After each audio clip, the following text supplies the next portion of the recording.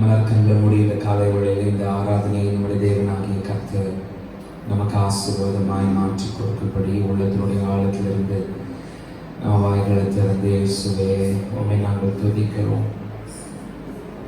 நல்லவரே, வல்லவரே, உம்மை நாங்கள் ஸ்தோத்திரிக்கிறோம். மகிமையானவரே, உமக்கு நாங்கள் நன்றி சொல்கிறோம். எங்கள் மேல் பிரியமாய் இருக்கிற எங்களுடைய நல்ல ஆண்டவரே, எங்களை நேசிக்கிறவரே, எங்களுக்காக யாவற்றையும் செய்து முடிக்கிறவரே, உம்மை துதிக்கிறோம், ஸ்தோத்திரிக்கிறோம்.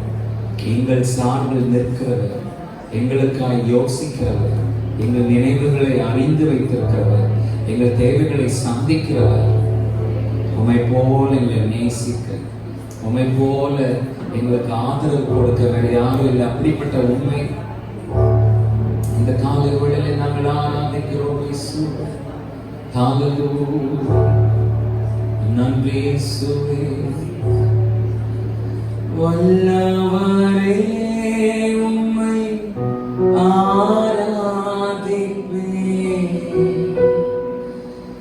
நல்லவரே, உம்மை ஆராதிப்பேன். வல்லவரே, உம்மை ஆராதிப்பேன்.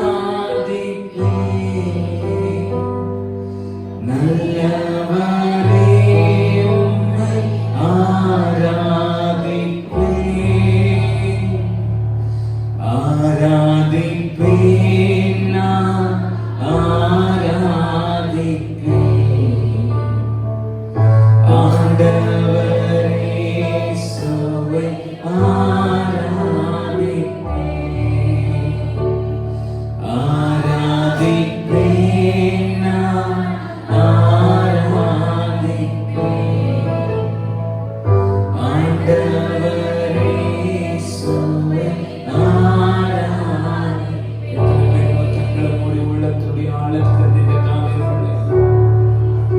என்னுடைய துதி, என்னுடைய ஸ்தோத்திரம், என்னுடைய மகிமை, என்னுடைய கனம் எல்லாம் ஒருவருக்கு தான் ஆண்டவரே. நீர் தான் துதிக்க பார்த்தவர், நீர் தான் என்னை ரட்சிக்கும், நீர் தான் என்னுடைய ஆண்டவர், நீர் தான் என்னுடைய தஞ்சம், நீர் தான் என்னுடைய மீட்பு, நீர் தான் என்னுடைய நம்பிக்கை, நீர் தான் என்னுடைய ஆதரவு, நீர் தான் என்னுடைய அடைக்கலப்பட்டவர். நான் நம்பத்தக்கவர், நான் வந்தடையத்தக்கவர்.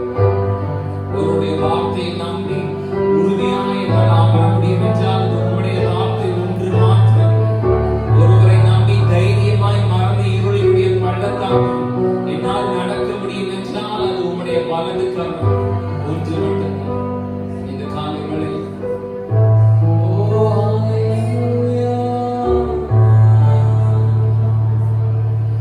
வல்லவரே, உம்மை ஆராதிப்பேன்.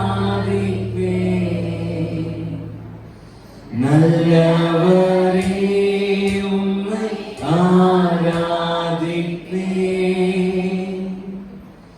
வல்லவரே, உம்மை ஆராதிப்பேன்.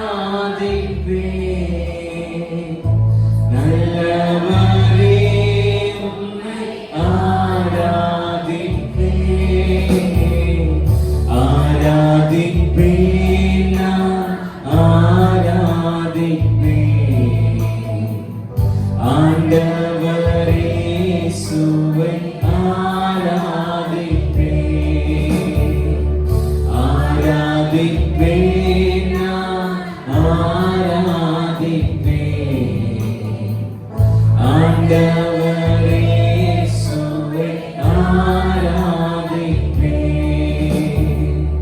பரிசுத்த உள்ளத்தோடு ஆராதிப்பேன்.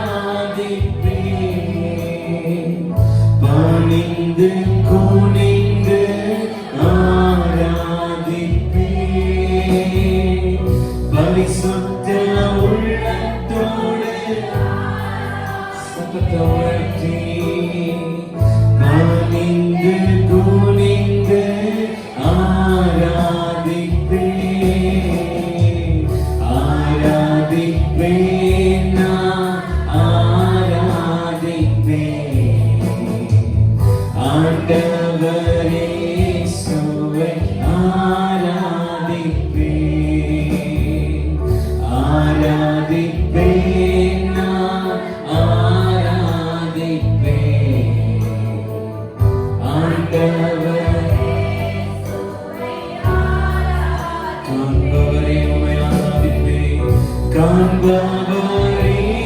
உம்மை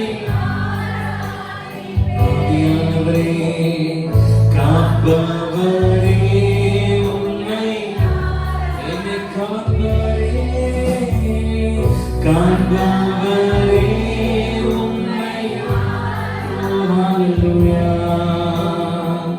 காப்பவரே உம்மை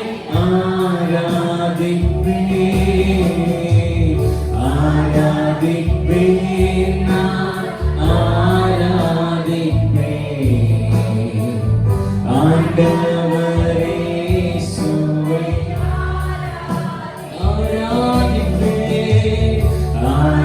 ஆராதிப்பேன் நான் ஓ ஹalleluya ஆண்டவரே இயேசுவை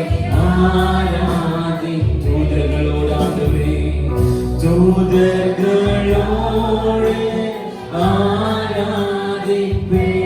ஆராதிப்பேன் ஸ்தோத்திர பலியோடு தூதர்களோடு இயேசுவே ஸ்தோத்திர பலியோடு சேர்ந்து சத்தமா ஆராதிப்பேன் நான் இயேசுவே ஆராதிப்பேன்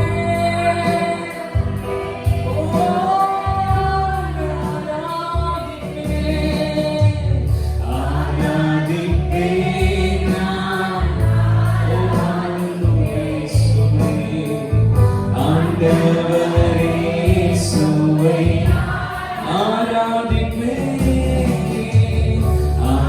ஆராதிப்பேன் நான் ஹalleluya ஆண்டவரே இயேசுவை சொல்லுங்க மாத்திரம் ரெண்டு கரங்களை வானத்துக்கு நேராக உயர்த்தி ஒத்துக்கிறவங்க மாத்திரம் worship means surrendering ourselves என்னால ஒண்ணும் முடியாது ஆண்டவரே உம்மால தான் முடியும் இதுவரைக்கும் நடந்தது உங்களால தான் இனிமேலும் நடக்க போறது உங்களால மாத்திரம் இதுல நான் சொல்லிக்க என்னோடதுன்னு சொல்லிக்க எனக்கு ஒண்ணுமே இல்லை ஆகவே என்னையும் எனக்குள்ள யாவற்றையும் இந்த காலை வேளையில கலற்றி இங்கே பலிபீடத்தில் என்னை பெருமையாக்குகிறேன் உம்மை உயர்த்துகிறேன் நீர் பெருக நான் சிறுக ஓ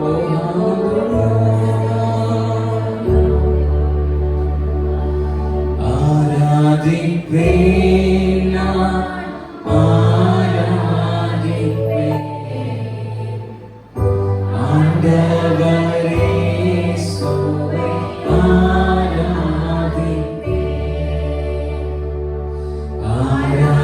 ஆராதிப்பேன் நான் ஆராதிப்பேன் ஆண்டவரே இயேசுவை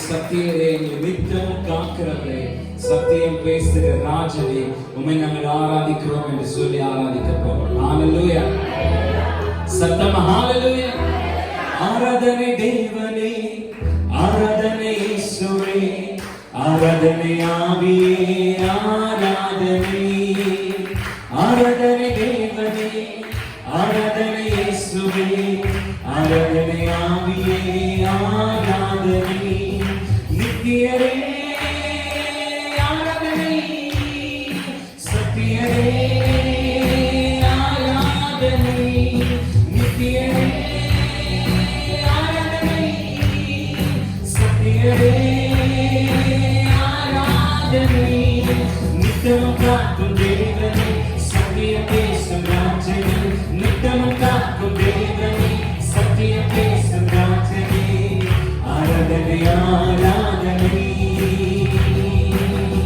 ஆராதனை ஆராதனை ஆராதனை தேவனே ஆராதனை இயேசுவே ஆராதனை ஆவியே கைத்தட்டி சொல்லுமா ஆராதனை தேவனே ஆராதனை இயேசுவே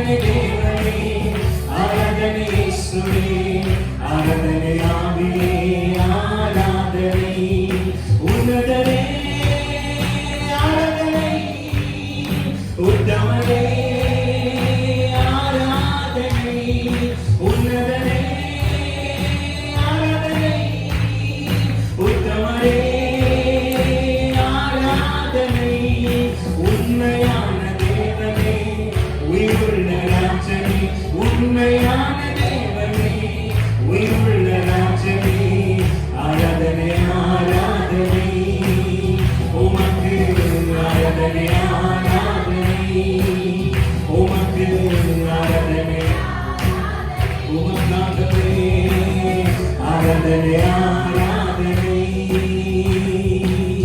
ஆராதனை தேவனே, ஆராதனை இயேசுவே, ஆராதனை ஆவியே,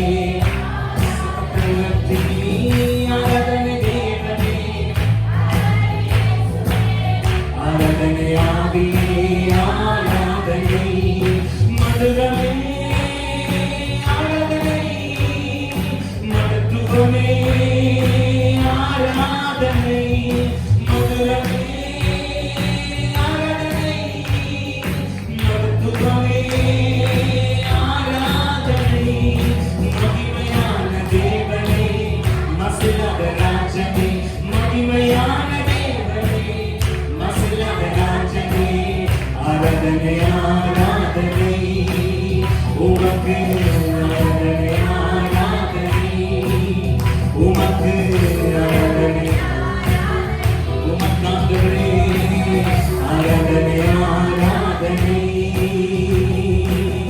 ஆராதனை தேவனே, ஆராதனை இயேசுவே, ஆராதனை ஆவியே, சொல்லுங்க சத்தமாய், ஆராதனை தேவனே, ஆராதனை இயேசுவே, ஆராதனை ஆவியே, மதுரமே, மதுரமே மகத்துவமே, ஆராதனை மதுரமே, ஆராதனை மகத்துவமே, ஆராதனை மகிமையான தேவனே, மசிலாத ராஜனே, மகிமையான தேவனே, மசிலாத ராஜனே, ஆராதனை ஆராதனை உமக்கு, ஆராதனை ஆராதனை உமக்கு, ஆராதனை ஆராதனை உமக்கு, ஆராதனை ஆராதனை நீ செய்த நன்மைகள் ஏராளம், ஏராளம் உமக்கே ஆராதனை, உந்தன் கிருபைகள் தாராளம், தாராளம் உமக்கே, ஒத்துக்கிறவங்க சத்தமா, நீ செய்த நன்மைகள் ஏராளம், ஏராளம் உமக்கே ஆராதனை, உந்தன் கிருபைகள் தாராளம், உமக்கே ஆராதனை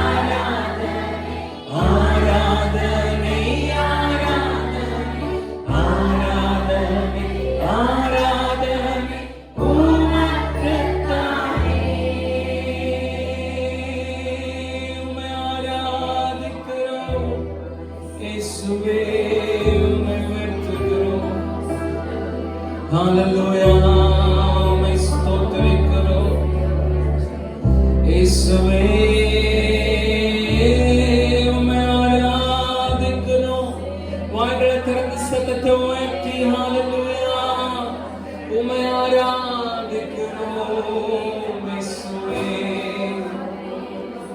உம்மை ஆராதிக்கிறோம். ஹல்லேலூயா. ஓ உம்மை உயர்த்துகிறோம் துதிக்கிறோம் இயேசுவே.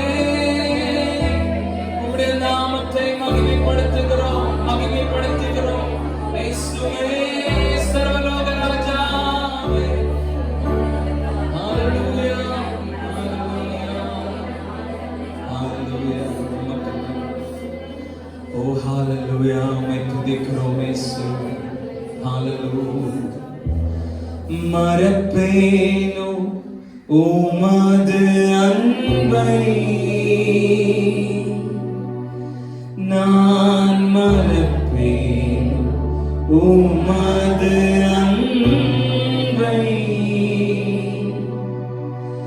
மண்டியிடுவே உன் பாதத்திலே, மண்டியிடுவே.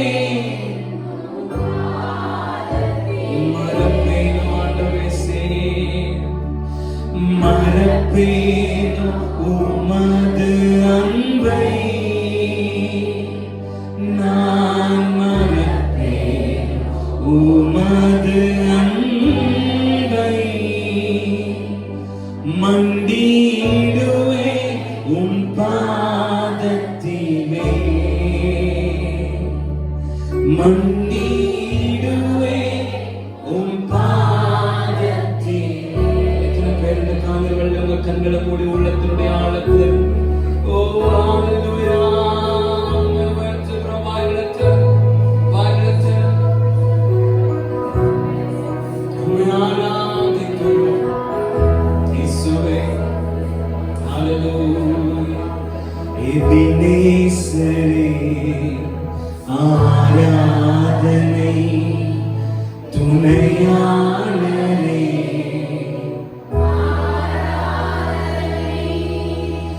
எபினேசரே ஆராதனை என் துணையாளரே, ஆராதனை.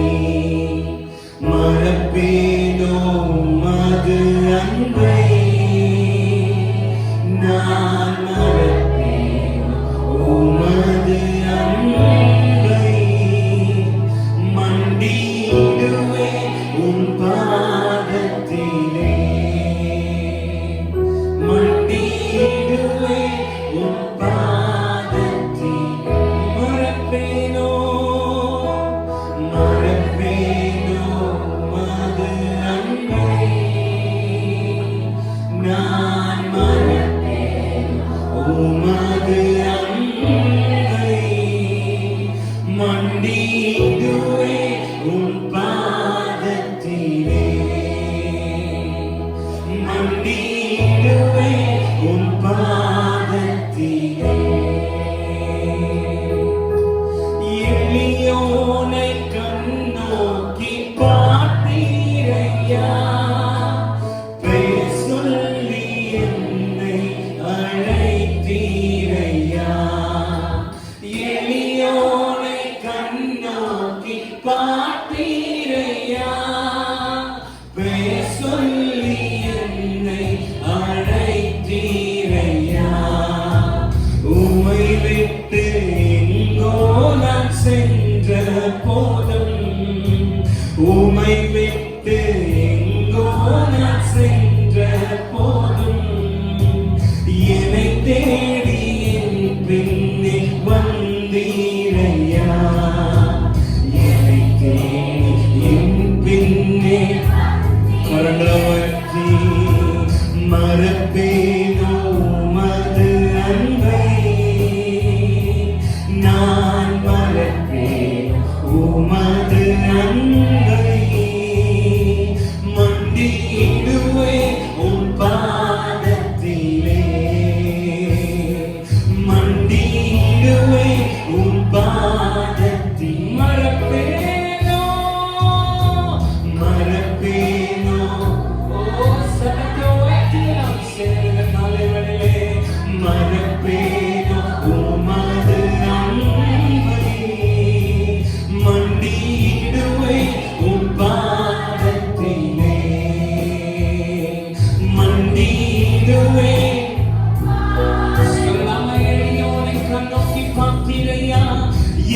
எளியோனை கண்ணோக்கி பார்த்தீரையா, பேர் சொல்லி என்னை அழைத்தீரையா.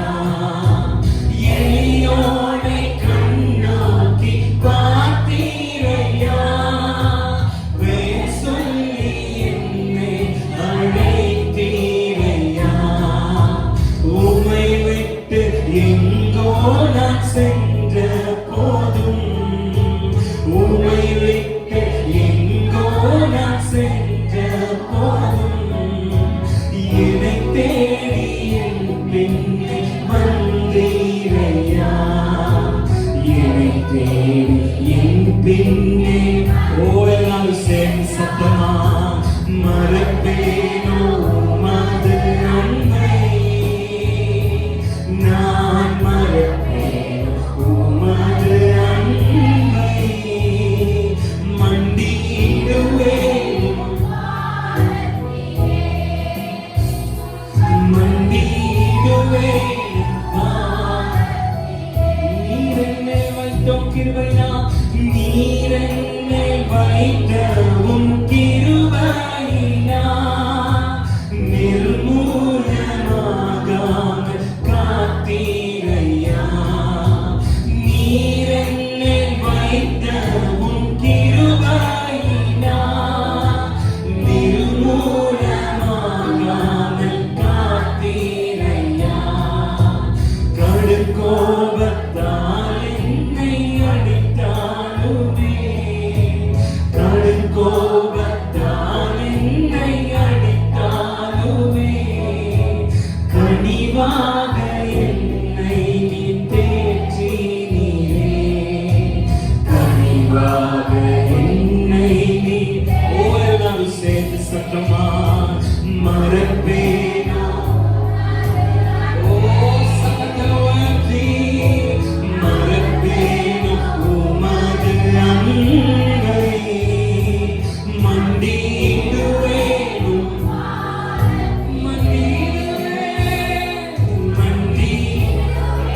உன் பாதத்தில். இருள் சூழ்ந்திட்ட நேரத்தில், இருள் என்னை சூழ்ந்திட்ட நேரத்திலே, வழி ஒன்றும் அறியாமல் தவிக்கையிலே, இருள் என்னை சூழ்ந்திட்ட நேரத்திலே, வழி ஒன்றும் அறியாமல் தவிக்கையிலே, மறந்தீரோ என்று நான் அழுதேனையா, மறந்தீரோ என்று நான் அழுதேனையா.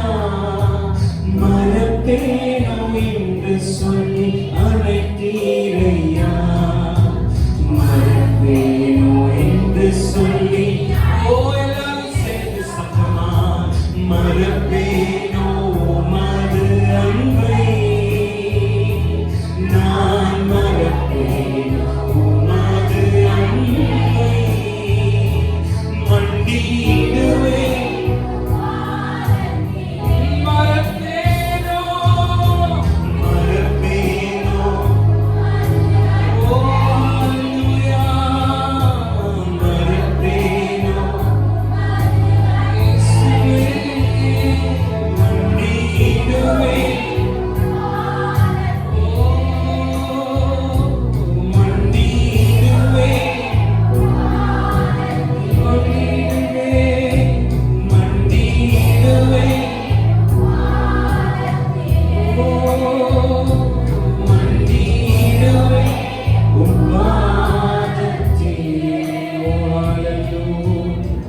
I'm not speaking intentionally. நான் வேணும்னே சொல்லல, நான் என்னோட ஆவியில நான் உணர்றேன். நீர் எங்களோடு கூட இருந்தால் எங்களுக்கு இப்படி எல்லாம் சம்பவிப்பது என்ன என்ற கேள்விகளோட இங்க நிக்கிறீங்க. இல்லைன்னா ஆண்டவரே நீங்க என்ன மறந்தீங்களோ, என்னோட பிரயாசங்களை நீங்க மறந்தீங்களோ இல்ல கேள்விகளோட நீங்க நிக்கிறீங்க. ஆனா ஆண்டவர் உங்களை மறக்கவே இல்லை. அவரோட மேல நினைவா இருக்கிறார். அவருடைய காரியத்தை அறிந்திருக்கிறார். உங்களுடைய சத்தியத்தை நம்பமாக தேவைப்பட்டு சத்தமாக நம்பியாகவே உங்களுடைய நாமம் மகிமைப்படுகிறார். இயேசுவின் நல்ல நாமத்திற்கு பிதாவே, ஆமென். நம்ம வாழ்த்துக்கொள்ளும்.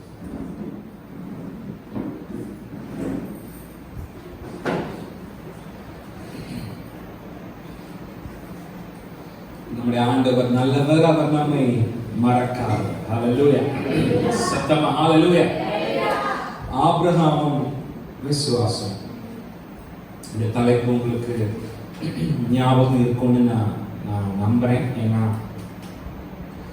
இந்த நாட்கள்ல நம்மளுடைய உபவாச கூடுகையில நாம தியானிக்கிறதுக்காக எடுத்துக்கிட்ட தேவ செய்தியினுடைய தலைப்பு அது. நடுவில் நமக்கு கொஞ்சம் ஒரு 2 வாரங்கள் வேறு சில மீட்டிங்ஸ் இருந்ததுனால ஒரு சின்ன பிரேக் நம்ம விட்டுருந்தோம். இப்ப மறுபடியும் இருந்து நாம இதே தலைப்பின் கீழே கர்த்தருடைய வார்த்தையை பார்க்க போகிறோம். ஆபிரகாமும் விசுவாசம். சொல்றேன். இன்னையோட வேத தியானத்துக்கு போகிறதுக்கு முன்னாடி நடுவில் நான் சொன்ன மாதிரி நமக்கு ஒரு சின்ன பிரேக் இருந்ததுனால ஒரு சின்ன ரீகேப்ப எப்பவும் போல இன்னைக்கு நம்ம வேகமா ஒரு 2-3 நிமிடங்கள்ல பார்த்து விடலாம் என்று நினைக்கிறேன். அதாவது கடந்த 4 வாரங்களாக நாம் பார்த்த செய்தியினுடைய கரு. ஆபிரகாம் 4000 வருடங்களுக்கு முன்பதாக வாழ்ந்த சரித்திரத்தினால் புறக்கணிக்கப்பட முடியாத முக்கியமான ஒரு தேவ மனிதன். சர்வ வல்லமையுள்ள நம்முடைய தேவனாகிய கர்த்தருடைய சிநேகிதர், விசுவாசத்தினுடைய தகப்பன். இந்த கிறிஸ்தவ வாழ்க்கையிலே நானும் நீங்களும் ஜெயிப்பதற்கு விசுவாசம் மிக முக்கியமான ஒரு ஆயுதம். ஏனென்றால் நாம் பார்த்தோம் ரோமர் 1:17 படி விசுவாசத்தினாலே நீதிமான் பிழைப்பான் என்று இருக்க, அந்த விசுவாசம் என்கிற ஒன்றை மாத்திரமே தன்னுடைய மையமாக மூலதனமாக வைத்து சரித்திரத்தினுடைய பக்கங்களிலே மிகப்பெரிய ஒரு உயரத்தை, மிகப்பெரிய ஒரு இடத்தை பிடித்தவராகிய இந்த ஆபிரகாமினுடைய வாழ்க்கையினுடைய பக்கங்களை புரட்டி பார்த்து அதிலிருந்து நாம் கற்றுக்கொள்ள வேண்டிய முக்கியமான பாடங்களை இந்த நாட்களிலே நாம் தியானித்துக் கொண்டிருக்கிறோம். முக்கியமா கடந்த 4 வாரங்கள்ல 15 முக்கியமான காரியங்களை, பாடங்களை நாம் கடந்த 4 வாரத்திலே நாம் கற்றிருக்கிறோம், கடந்து வந்திருக்கிறோம். ஒன்று, நம்முடைய வாழ்வை அழகாக மாற்றுகிற தேவனுடைய குறுக்கீடு. 2, பாதி கீழ்ப்படிதல் என்பது முழுமையான கீழ்ப்படியாமை தான். 3, தேராகு என்கிற தாமதம் நம்மிடத்திலிருந்து மறிக்க வேண்டும். 4, தேராகு என்கிற தேக்கம் நம்மகிட்ட இருக்கிற வரைக்கும் நம்மளால திட்டமுள்ள ஒரு விசுவாசியாக, நகர்ந்து செல்லக்கூடிய ஒரு விசுவாசியாக, பயணிக்கக்கூடிய ஒரு விசுவாசியாக இருக்கவே முடியாது. 5, நகர்வு இல்லாத கிறிஸ்தவ வாழ்க்கை என்பது எந்த வகையிலுமே பிரயோஜனமற்ற ஒன்று. 6, நாம எவ்வளவு தூரம் நடக்க தயாரா இருக்கிறோமோ அவ்வளவு தூரம் தான் நம்ம தேவனாகிய கர்த்தரால நம்மள கூட்டிட்டு போக முடியும். 7, முற்றுப்புள்ளிகளிலே புதிய ஆரம்பங்களை ஆரம்பிக்கிறதிலே நம்முடைய தேவனாகிய கர்த்தருக்கு நிக வேறு யாருமே இல்லை. 8, சர்வ வல்லவருக்கு பின்னால் நடக்க துணிந்த ஒருத்தனுக்கு சகலமும் சாத்தியமாகவே மாறும். 9, நம்மளோட இந்த பயணத்துல ரொம்ப முக்கியமானது எதுன்னு கேட்டா நம்மளோட பேக்கிங். 10, லோத்துங்கிற தேவையில்லாத லக்கேஜ நம்மளோட பேக்கிங்ல இருந்து நாம கலட்டி விட்டே ஆகணும். 11, ஆண்டவர் சொன்னதை எப்படியாவது செஞ்சு முடிச்சிடணும். நம்ம போன 2 வாரத்துக்கு முன்னாடி பார்த்த மாதிரி நடுவுல கொஞ்சம் தெரியாம நம்ம அப்படி இப்படி வழி மாறிட்டாலும் ஃபைனலா நம்ம ஆண்டவர் நம்மளை உருவாக்க நினைச்ச அந்த ஷேப்புக்கு நம்ம கண்டிப்பா வந்து சேர்ந்துடணும். ஃபைனலா அந்த ஷேப்புக்கு வந்து சேர்ந்துடணும்னு சொல்லும் போது சாகும் போது அந்த ஷேப்புக்கு வந்து சேர்ந்துடணும்னு இல்லை. நடுவுல கொஞ்சம் அப்படி இப்படி ஆனா கூட, 1 நாள் 2 நாள் அப்படி இப்படி ஆனா கூட மறுபடியும் ஆண்டவர் நம்ம என்ன மாதிரியான ஒரு ஷேப்புக்கு வணைய நினைக்கிறாரோ, என்ன மாதிரியான ஒரு ப்ராடக்டா நானும் நீங்களும் இருக்கணும்னு நினைக்கிறாரோ, அந்த ஷேப்புக்கு நாம எவ்வளவு சீக்கிரம் வர முடியுமோ அவ்வளவு சீக்கிரம் வந்துடணும். முதல்ல ஆண்டவர் சொன்னதை எப்படியாவது செஞ்சு முடிச்சிடணும். சொல்லுங்க, எப்படியாவது. 12வது, இந்த விசுவாச வாழ்க்கையிலே முழுமையான வெற்றிக்கான ஒரே வழி என்பது முழுமையான கீழ்ப்படிதல் தான். கம்ப்ளீட் சரண்டர் தான் நமக்கு கம்ப்ளீட் விக்டரிக்கான ஒரே கீ அப்படின்னு பார்த்தோம். 14, எதிர்ப்புகள் இல்லாமல் வாய்ப்புகள் இல்லை. எதிர்ப்புகளை ஜெயிக்காமல், எதிர்ப்புகளை மேற்கொள்ளாமல் வெற்றிகளை அனுபவிக்க முடிவது இல்லை. 15, கர்த்தருக்கு கீழ்ப்படிந்து எதிர்ப்புகளை மேற்கொண்டு தன்னுடைய பயணத்திலே உறுதியாக இருக்கிற தேவனுடைய பிள்ளைகளுக்கு நம்முடைய தேவனாகிய கர்த்தர் தரிசனமும் ஆவார், வாக்குத்தத்தமும் கொடுப்பார். இப்படி மொத்தம் 15 காரியங்களை கடந்த 4 வாரங்களாக நாம் தியானித்து இருக்கிறோம். ஆமென். ஒருவேளை ஒட்டுக்கா உங்களால் எழுதி எடுக்க முடியலன்னா கூட இதெல்லாம் யூடியூப்ஸ்ல ரெக்கார்ட் ஆகிறதுனால நீங்க என்ன செய்யலாம், வீடுகளுக்கு போய் சமயம் இருக்கும்போது நீங்க ஸ்மார்ட் போன் யூஸ் பண்ணீங்கன்னா மறுபடியும் போட்டு கேட்கலாம். இப்படி 15 காரியங்களை கடந்த வாரத்தில் பார்த்தோம். இந்த வாரத்தினுடைய செய்திக்குள்ளாக நம்ம போறதுக்கு முன்னாடி மறுபடியும் அதே ஆவியாகமம் 12ஆம் அதிகாரத்தை எடுத்து அதுல 1-8 வரை இருக்கிற வசனத்தை நம்ம எல்லாரும் சேர்ந்து சத்தமா வாசிக்க போறோம். Genesis chapter number 12, commencing from verse number 1 to verse number 8. ஆதியாகமம் 12ஆம் அதிகாரம் 1 முதல் 8 வரை உள்ள வசனங்கள். ஒரு செல்போன் எல்லாம் ஒருவேளை ஸ்விட்ச் ஆஃப் பண்ணாம இருந்தா, சைலண்ட்ல போடாம இருந்தா தயவு செய்து ப்ளீஸ் ஸ்விட்ச் off your mobile, check your mobile. ஆதியாகமம் 12ஆம் அதிகாரம் 1 முதல் 8 வரை உள்ள வசனம். புதிய ஏற்பாட்டில் தேடினீங்கன்னா கிடைக்காது. முதல்ல எடுத்தோடனே ஆதியாகமம் 12ஆம் அதிகாரம் 1 முதல் 8 வரை உள்ள வசனம் எடுத்துட்டீங்கன்னா ஒரு ஆமென் சொல்லுங்களேன். சத்தமா தான் சொல்லுங்களேன். வாசிக்கலாம். கர்த்தர் ஆபிராமை நோக்கி, நீ உன் தேசத்தையும் உன் இனத்தையும் உன் தகப்பனுடைய வீட்டையும் விட்டு புறப்பட்டு நான் உனக்கு காண்பிக்கும் தேசத்துக்கு நான் உன்னை பெரிய ஜாதியாக்கி உன்னை ஆசீர்வதித்து உன் பேரை நீ ஆசீர்வாதமாய் உன்னை ஆசீர்வதிக்கிறவர்களை ஆசீர்வதிப்பேன், உன்னை சபிக்கிறவனை சபிப்பேன், பூமியில் உள்ள வம்சங்கள் எல்லாம் உனக்குள். கர்த்தர் ஆபிரகாமுக்கு சொன்னபடியே அவன் புறப்பட்டு போனான். லோத்தும் அவனோட கூட போனான். ஆபிராம் ஆரானை விட்டு புறப்பட்ட போது 75.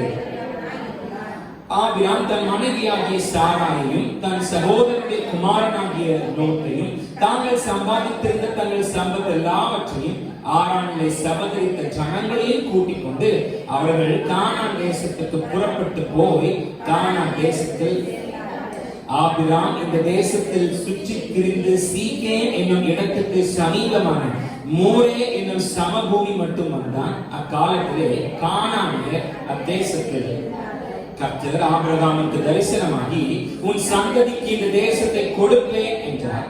அப்பொழுது அவன் தனக்கு தரிசனமான கர்த்தருக்கு அங்கே ஒரு பலிபீடத்தை கட்டினான்.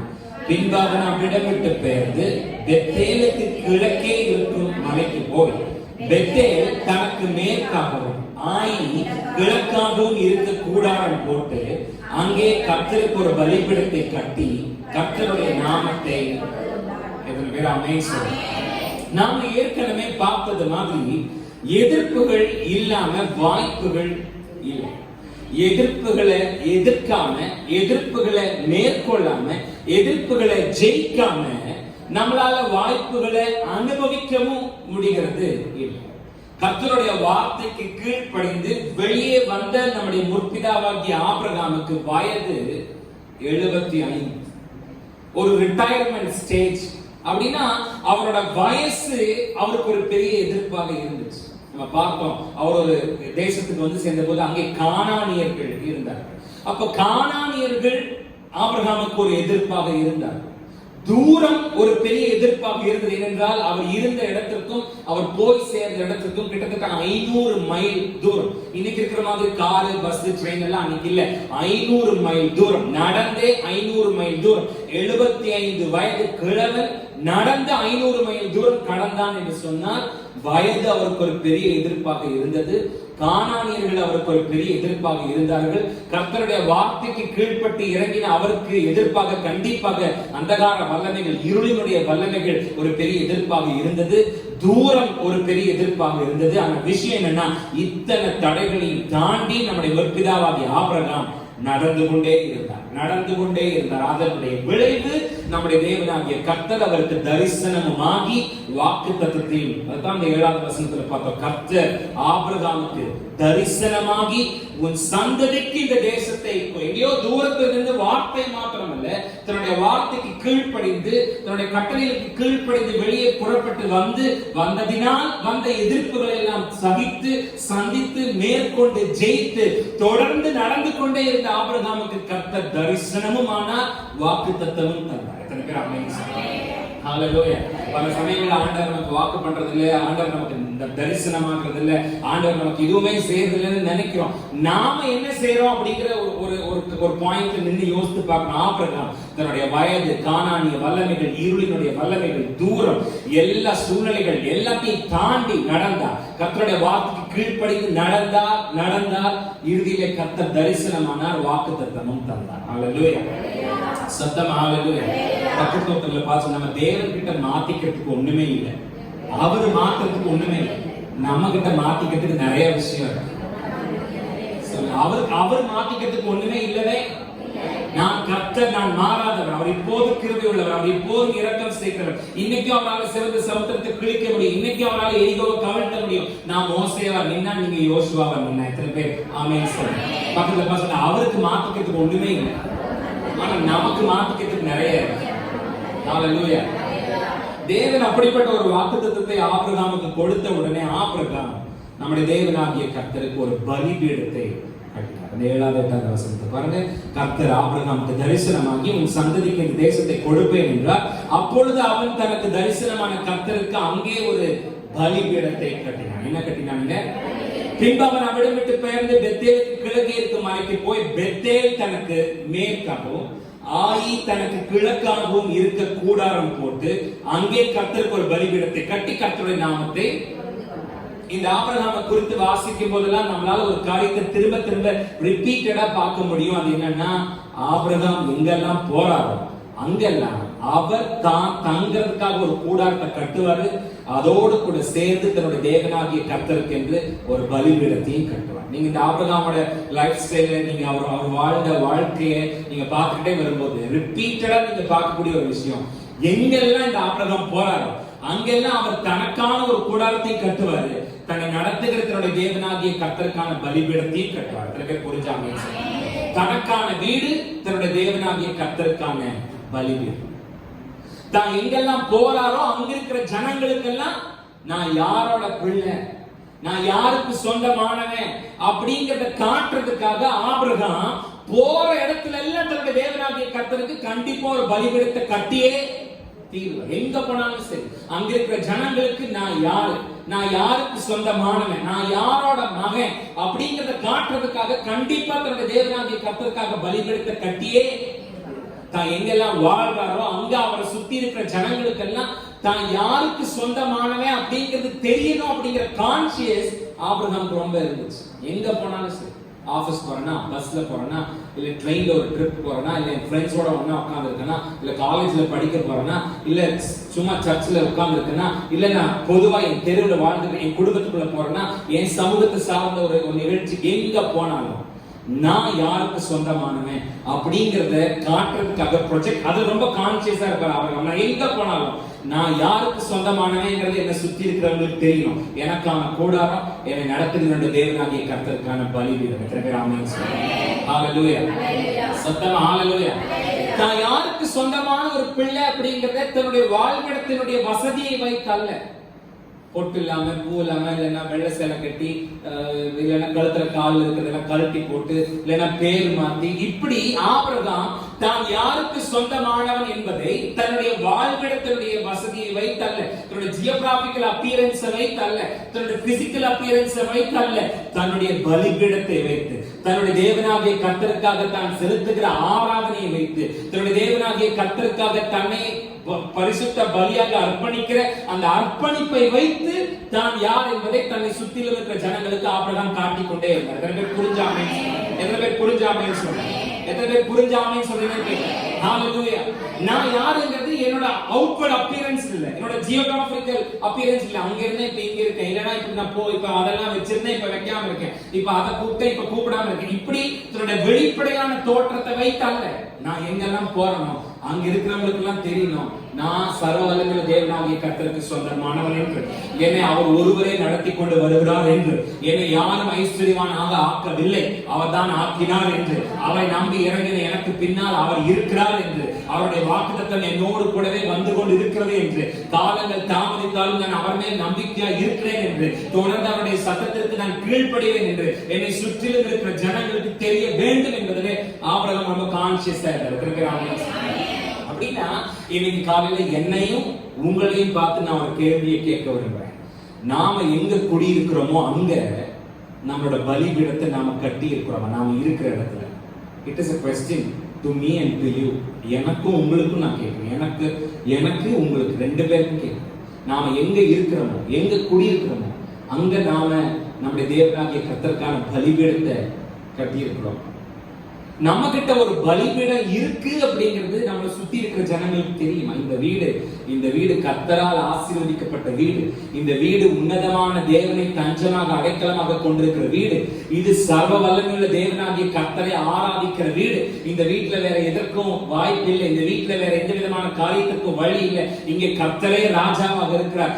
அவரே இந்த வீட்டை ஆண்டு கொண்டு, இந்த வீட்டுக்கு தலைவர் அவர் தான். இந்த வீட்டு பிள்ளைகள் கர்த்தரால் போதிக்கப்படுகிறார்கள். இந்த வீட்டினுடைய கணவர் அவர் செய்கிற கையின் பிரயாசங்களை சர்வவல்லமையுள்ள தேவனாகிய கர்த்தர் ஆசீர்வதிக்கிறார். இந்த வீட்டை கட்டுகிற புத்தியுள்ள ஸ்திரீ ஒருத்தி இந்த வீட்டுக்குள்ள இருக்கிறார். இந்த வீட்டுக்குள்ள ஒரு பலிபீடம் இருக்கு. இந்த வீட்டுக்குள்ள ஒரு ஆராதனை இருக்கு அப்படிங்கிறது என்னோட வீட்டை சுத்தி உங்களோட வீட்டை சுத்தி குடியிருக்கிறவங்களுக்கு தெரியுமா? எனக்கு உங்களுக்கு ஒரு பலிபீடம் இருக்குங்கிறது தெரியல. அந்த மாதிரி நாம பலிபீடத்தை கட்டிருக்கோம். அதுதான் விஷயம். அவனுக்கு தெரியறது தெரியலங்கிறது இல்ல விஷயம். நாம அந்த அளவுக்கு தெரியப்படுத்தலைங்கிறது தான். நாம குடியிருக்கிற தெருவுல, நாம வேலை செய்யற இடத்துல, நாம படிக்க போற இடத்துல, நம்ம தொழில் பண்ற ஸ்தலத்துல, அங்க இருக்கிறவங்க யாரா இருந்தாலும் அவங்களுக்கு நமக்கு ஒரு பலிபீடம் இருக்குன்னு தெரியுமா? அவங்களுக்கு நமக்கு ஒரு டிஃபரன்ஸ் இருக்குன்னு அவங்களுக்கு தெரியுமா? அந்த மாதிரி நாம நடந்துக்கிறோம். நம்ம பலிபீடத்தை எங்க போறோமோ அந்த இடத்துல எல்லாம் பலிபீடத்தை எஸ்டாப்ளிஷ் பண்றோம். நாம எங்க இருந்தாலும், நாம இருக்கிற இடம் எவ்வளவு இருளானதாக இருந்தாலும், நம்மளை சுத்தி இருக்கிற மனுஷங்க எவ்வளவு மோசமானவங்களா இருந்தாலும் அவங்களுக்கு மத்தியில நமக்கு ஒரு பலிபீடம் இருக்கா? நமக்கு ஒரு பலிபீடம் இருக்கா? நம்மளை சுத்தி இருக்கிறவங்க எப்படி வேணா இருக்கட்டும், நமக்கு அந்த பலிபீடம் இருக்கா? சர்ச்சில் என் பக்கத்துல உட்கார்ந்து இருக்கிறவங்க வாயை திறக்காம இருக்கட்டும். சர்ச்சில் என் பக்கத்துல வந்து உட்கார்றவங்க என்னோட லேட்டா வரட்டும். சர்ச்சில் என் பக்கத்துல உட்கார்றவங்க காணிக்கைய தசமபாகமே செலுத்தாதவங்களா இருக்கட்டும். தேவனுக்கு கீழ்ப்படியாதவங்களா இருக்கட்டும். பயம் இல்லாத என்னவா இருக்கட்டும். எனக்கு பலிபீடம் இருக்கா? நான் தேவனை சார்ந்து இருக்கிறவன், நான் தேவனுடைய மகன், நான் தேவனுடைய மகன்ங்கிறது என்னை சுத்தி இருக்கிறவங்களுக்கு தெரிகிற மாதிரியான ஒரு பலிபீடம் எனக்கு இருக்கா? நான் உன்ன மாதிரி இல்லை. நான் வேற மாதிரி. நான் வேற ஒருத்தருக்கு சொந்தமானவன். நான் வேறொருவருக்கு சொந்தமானவன். நான் தேவனுடைய பிள்ளை அப்படிங்கறத வெளிப்படுத்துகிற பலிபீடம் நம்ம கிட்ட இருக்கா? எங்கெல்லாம் என்னோட கூடாரத்துக்கு நான் ஆணியை அடிக்கிறேன் அப்படின்னா, எங்கெல்லாம் நான் உட்காரணும், எங்கெல்லாம் நான் எனக்கான காரியத்தை நாட்டுறேன், எங்கெல்லாம் நான் வேலை செய்யறதுக்காக உட்காரணும், படிக்கிறதுக்காக உட்காரணும், சமைக்கிறதுக்காக, எங்கெல்லாம் என்னோட கூடாரத்தினுடைய ஆணியை நான் எஸ்டாப்ளிஷ் பண்றேன், நான் இருக்கிறதுக்கான இடத்தை எங்கெல்லாம் நான் உறுதி செய்யணும், கல்யாண வீடா எங்கேயா இருக்கட்டும், எங்கெல்லாம் என்னோட கூடாரத்தினுடைய ஆணியை நான் அடிக்கிறேனோ அங்கெல்லாம் என்னோட பலிபீடத்தை நான் கட்டுறேன். ஆபிரகாம் அதை செஞ்ச. எங்கெல்லாம் தன்னுடைய கூடாரத்துக்கான ஆணியை அடிக்கிறாரோ, எங்கெல்லாம் தான் இருக்கிறதுக்காக தீர்மானிக்கிறாரோ அங்கெல்லாம் கண்டிப்பா கர்த்தருக்கான பலிபீடத்தை ஆபிரகாம் கட்டினான். இன்னைக்கு என்கிட்ட உங்ககிட்ட அந்த பலிபீடம் இருக்கா? என்கிட்ட பலிபீடம் இருக்குங்கிறது என் பெரியமாவுக்கு, என் சித்தப்பாவுக்கு, என் அத்தைக்கு, என் மாமாவுக்கு, என் பக்கத்து வீட்டுக்காரருக்கு, என்கிட்ட சண்டை போட்டவனுக்கு, சர்ச்சில் என்னை பார்த்து பொறாமப்படுறவனுக்கு, என் பாஸ்டருக்கு என்கிட்ட பலிபீடம் இருக்குங்கிறது தெரியுமா? எனக்கு ஒரு ஆல்டர் இருக்கு அப்படிங்கிறது, நான் என்ன பரிசுத்த பலியா அர்ப்பணிக்கிறதுக்கு எனக்கு ஒரு இடம் இருக்குங்கிறது, நான் அவரை துதிச்சுக்கிட்டோம், ஆராதிச்சுக்கிட்டோம், ஜெபிச்சுக்கிட்டோம், உபவாசிச்சுக்கிட்டோம், அவரோட வசனத்தை வாசிச்சுக்கிட்டோம், அவரை நம்பிக்கிட்டோம், அவரோட பாதையில நடந்துகிட்டும் இருக்கேங்கிறது, நான் வேலை செய்யற இடத்துல நான் சொந்தத்துக்குள்ள 10 வருஷம் கழிச்சு நான் ஆண்டவரை ஏத்து ஒரு 10 வருஷம் கழிச்சு ஒரு வீட்டுக்குள்ள போறேன். அந்த வீட்டுக்காரனுக்கு என்ன பார்த்த உடனே தெரியுதா எனக்கு ஒரு பலிபீடம் இருக்கு அப்படிங்கறது அவனுக்கு தெரியுதா? இல்ல இவனும் நம்மள மாதிரி தான் வா மச்சான் அப்படின்னு கூப்பிடுற மாதிரியான ஒரு பொசிஷன்ல நானும் நீங்களும் இருக்கிறோமா? இல்ல எனக்கு ஒரு பலிபீடம் இருக்கா? நான் எங்கெல்லாம் உட்காரணும், எங்கெல்லாம் என் கூடாரத்துக்கான ஆணி அடிக்கிறேனோ அங்கெல்லாம் பலிபீடத்தை எஸ்டாப்ளிஷ் பண்றேனா? ஆபிரகாம் பலிபீடத்தை எஸ்டாப்ளிஷ் பண்ணினார். ஹalleluya, சத்தமா ஹalleluya. ஒருவேளை இன்னைக்கு அந்த பலிபீடமானது வெளிப்படையா அன்னைக்கு மாதிரி வெளியில தெரியாம இருக்கலாம். போற இடத்துல எல்லாம் 4 கல்லை எடுத்து வச்சு, செங்கல் எடுத்து வச்சு, சாந்து பூசி, விறகு வச்சு, தீ வச்சு, ஒருவேளை இன்னைக்கு அந்த பலிபீடம் பிசிக்கலா வெளியில தெரியாம இருக்கலாம். ஆனா என் உள்ளத்துக்குள்ள அந்த பலிபீடம் இருக்கா? அதான் ரொம்ப முக்கியம். சர்ச்சில் நான் வந்து உட்கார்ந்து போது, என் சொந்த பந்தத்துக்குள்ள இருக்கும்போது, நான் வேலை செய்யற இடத்துக்கு போகும்போது, நான் படிக்கிறதுக்கு போகும்போது, எங்கனாலும் நான் போட்டேன், நான் பிசினஸ் பண்ணும்போது, ஒருவேளை நான் போற இடத்துல எல்லாம் எடுத்து கைகளால் ஒரு பலிபீடத்தை கட்ட முடியாது. ஆனா என் இருதயத்துக்குள்ள, என் உள்ளத்துக்குள்ள, என் உள்ளத்தையே நான் தேவனுக்கான பலிபீடமா அர்ப்பணிச்சு அங்கிருந்து துதியும் ஸ்தோத்திரமும் வெளியில வந்துட்டே இருக்குன்றது என் பக்கத்துல இருக்கிறவனுக்கு தெரியுதா? சாப்பாட்டை போட்ட உடனே அப்பா பிரியாணின்னு டப்புன்னு சிக்கன் மாதிரி வாயில போடணும்னா இல்ல, ஒரு நிமிடம் இந்த ஆகாரத்தை எனக்காக தந்த கர்த்தருக்கு ஸ்தோத்திரம்னு நான் சொல்றது மூலமா என் பந்தியில் உட்கார்ந்து அங்க போய் உட்கார்ந்து அந்நிய பாஷை பேசி அந்த பிரியாணி மேல கையை வச்சு இயேசுவின் நாமத்தினால அப்படின்னா ஆட்டம்லாம் வேண்டாம். ஆனா ஒரு நிமிடமாவது கண்ணை மூடி, ஆண்டவரே இந்த ஆகாரத்தை நீர் எனக்கு தந்ததற்காக உங்களுக்கு ஸ்தோத்திரம் அப்படிங்கிறது என் பக்கத்துல உட்கார்ந்து இருக்கிறவனுக்கு எனக்கும் ஒரு டிஃபரன்ஸ். எனக்கு பலிபீடம் இருக்குங்கிறது என் பக்கத்துல இருக்கிறவனுக்கு எத்தனை சொல்றேன். கூடாரம் போட்டா பலிபீடம் கட்டினார். கூடாரம் போட்ட பாருங்க, எனக்கு கடமையான தேவனுடைய ஜனங்களே, கூடாரம் என்பது தற்காலிகமான, இட் இஸ் டெம்பரரி, தற்காலிகமான. கூடாரம் என்னதுங்க? ஆபிரகாம் தற்காலிகமாக குடியிருக்கிறதுக்காக கட்டுகிற ஒரு விஷயம் கூடாரம். அது தற்காலிகமான. அது என்னது? ஆபிரகாம் அங்கேயே நிரந்தரமா குடியிருக்கிறதுக்காக கூடாரத்தை என்ன செய்யல, குறிப்பிட்ட சில நேரம் அவர் அங்க இருப்பார். அதுக்கப்புறம் தற்காலிகமான அந்த கூடாரம் அங்கிருந்து கலட்டப்படும். ஆனா பலிபீடம் அங்கேதான் இருக்கு. கூடாரம் கலட்டப்படும், பலிபீடம் அங்கேதான் இருக்கு. சொல்லுங்க, கூடாரம் கலட்டப்படும். கூடாரம் கலட்டப்படும். ஏன்னா அது தற்காலிகமானது. கூடாரம் என்ன செய்யப்படும், ஆனா பலிபீடம் நிரந்தரமா அங்கேதான் என்ன செய்யணும். என் பணம் ஒரு வேலை நீங்க என்கிட்ட இல்லாம இருக்கலாம், என் கார் ஒரு வேலை என்கிட்ட இல்லாம போகலாம், என் வசதி வாய்ப்புகள் என்கிட்ட இல்லாம போகலாம், எனக்கு வந்துட்டு இந்த வருமானம் என்கிட்ட இல்லாம போகலாம். இது தற்காலிகமானது. இது கலண்டாகும். என்னோட பலிபீடம் நிரந்தரமா என்ன செய்யணும்? எத்தனை பேர் ஆமென் சொல்றீங்க? ஆமென், ஹalleluya. தான் வசிக்கிறதுக்கு இப்படி ஒரு இடத்தை கொடுத்ததுக்காக, தனக்கு ஒரு புது எல்லையை கர்த்தர் தந்ததுக்காக நன்றி சொல்லி ஆபிரகாம் ஒரு பலிபீடத்தை கட்டுவார். எங்கெல்லாம் போறாரோ அங்க என்ன செய்வார்? எனக்கு இப்படி ஒரு புது இடத்தை கொடுத்ததுக்காக, நான் வாழ்றதுக்கு எனக்கு இப்படி ஒரு ஸ்தலத்தை கொடுத்ததுக்காக கர்த்தருக்கு நன்றி சொல்லி ஒரு பலிபீடத்தை என்ன செய்வார்? கூடாரம் தற்காலிகமானது, பலிபீடம் நிரந்தரம். பலிபீடம் என்னது? நாம எங்க தப்பு பண்றோம்னா, கூடாரத்தை நிரந்தரமானதா மாத்திட்டு பலிபீடத்தை தற்காலிகமானதா. எத்தனை பேர் நான் என்ன சொல்றேன் புரியுது? வேலை இல்லைன்னா சர்ச்சுக்கு வர மாட்டேன், காசு வரலையா குதிக்க மாட்டேன், வீட்டுல புருஷங்கார கால மண்டை மேல நான் கூட்டு கூட்டினானா சர்ச்சில் வந்து வாயை திறக்க மாட்டேன். இல்லைன்னா பொண்டாட்டி நைன்னு நச்சரிக்கிறதால ஏற்கனவே சர்ச்சுக்கு வந்து அசைய மாட்டேன், வாயை திறக்க மாட்டேன். இப்ப சுத்தம் டேப் போட்டு ஒட்டிக்கிறேன். கூடாரம் தற்காலிகமானது, அது இருக்கோ இல்லையோ அதை கலட்டிட்டே இருப்பேன். ஆனா பலிபீடம் நிரந்தரமானது, அது எப்போது இருந்து கொண்டே எதிர்க்கிறாமேன்னு சொல்லி. எங்க தப்பு பண்றோம்னா கூடாரத்தை இறுக்கமா பிடிச்சுக்கிட்டு பலிபீடத்தை விட்டார். அதனால ஓவர் டைம் சர்ச்சுக்கு வர முடியல, வேலை சர்ச்சுக்கு வர முடியல, நல்ல தண்ணி வந்துருச்சு சர்ச்சுக்கு வர முடியல, வீட்டுக்கு சொந்தக்காரங்க வந்துட்டாங்க சர்ச்சுக்கு. எனக்கு கஞ்சிக்கே வழியில இருக்கும் போது என்னை எதிர்த்து அப்படியே பார்த்தாலும் உன்னை யாருன்னு அவன் மகனா நீ தெரியவே இல்லைன்னாங்க. இப்ப ஏகப்பட்ட காசு வந்தவொடனே வந்து செல்வம் பெருகும் போது திங்கிறவர்கள் பெருகுவாருங்கிற மாதிரி இப்ப பணம் வந்ததுக்கு அப்புறம் ஏன் சர்ச்சுக்கு வரல? சொந்தக்காரங்க, அத்தை வந்துட்டா, மாமா வந்துட்டா, சித்தப்பா வந்துட்டா, பெரியப்பா வந்துட்டா, மொத்தத்துல நாம எங்க வந்து சேரணும் அங்க வந்து சேருங்க. நாம கூடாரத்தை இறுக்கமா பிடிச்சிட்டு பலிபீடத்தில் லேசா என்ன செஞ்சிடறோம்? சொல்லுங்க, ஒத்துக்கிட்டு ஆசீர்வாதத்தை பிடிச்சுக்கிறோம், ஆராதனையை விட்டுறோம். ஆசீர்வாதத்தை பிடிச்சுக்கிறோம், பலியை விட்டுறோம். ஆசீர்வாதத்தை கெட்டியா பிடிச்சுக்கிறோம், ஆனா பலிபீடத்தை என்ன செஞ்சிடறோம்? ஆனா ஆபிரகாம் அந்த மாதிரியான ஆள் இல்ல. இன்னைக்கு அவரோட ஹிஸ்டரி எடுத்து நம்ம ஓபன் பண்ணி செக் பண்ணிக்கிட்டு இருப்போம்னா அவர் கூடாரத்தை பிரிச்சுக்கிட்டு போய்கிட்டே இருப்பாரு. ஆனா பலிபீடம் நிரந்தரமானதாகவும் இருக்கும். போற எல்லா இடத்துலயும் கண்டிப்பா பலிபீடத்துக்கான இடம் கண்டிப்பா இருக்கு. எத்தனை பேர் ஆமென் சொல்லுங்க? ஹalleluya, சத்தமா ஹalleluya. மாத்திரமல்ல, ஆபிரகாம் கூடாரத்தையும் பலிபீடத்தையும் கட்டுற அந்த அந்த திசையை பார்க்கும்போது அதுவும் இன்ட்ரெஸ்டிங்கா இருக்கு. அதுல இருந்து நாம கத்துக்கிறதுக்கு சில விஷயங்கள் இருக்கு. அவர் அந்த கூடாரத்தையும் பலிபீடத்தையும் எஸ்டாப்ளிஷ் பண்ற அந்த பொசிஷன், அதை கட்டுற அந்த இடம் எப்படி அந்த வசனத்தை பார்த்தோம். பெத்தேல் தனக்கு முன்பாகவும் ஆயி தனக்கு பின்பாகவும். பெத்தேல் எப்படி இருக்கணும்? முன்னாடி இருக்கணும். ஆயி எப்படி இருக்கணும்?